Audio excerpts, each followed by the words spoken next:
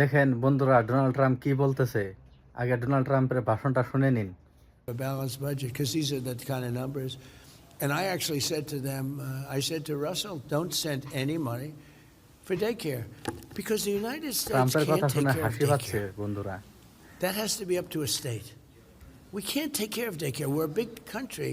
We have 50 states. We have all these other people. We're fighting wars. We can't take care of daycare. You got to let a state take care of daycare. মানে বুঝতে পারছেন বন্ধুরা, Trump কি বলেছে।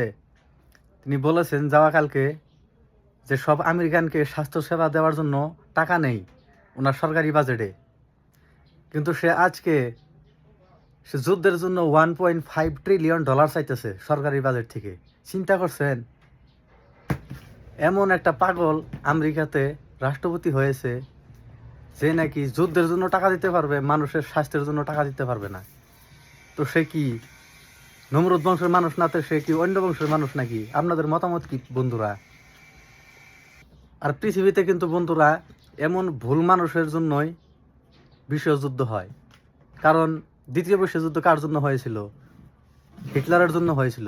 Hitler একটা কি মেজাজি মানুষ ছিল, রাগী মানুষ ছিল। আর আমেরিকাতে এখন একটা পাগল বসেছে ডোনাল্ড ট্রাম্প, সেই কারণে এই পৃথিবীতে বিশ্বযুদ্ধ হবে একজন ভুল মানুষের কারণে, একটা ভুলের জন্য হয়ে যাবে। তো আপনার মতামত কমেন্ট বক্সে জানিয়ে যাবেন। এমন ধরনের আপডেট পাইতে আমার এই পেজটিকে ফলো করুন। ভিডিওটি ভালো লাগলে লাইক একটি অবশ্যই করবেন, আর ভিডিওটা বেশি বেশি শেয়ার করুন বন্ধুরা, অন্যকে দেখার জন্য সুযোগ করে দিন।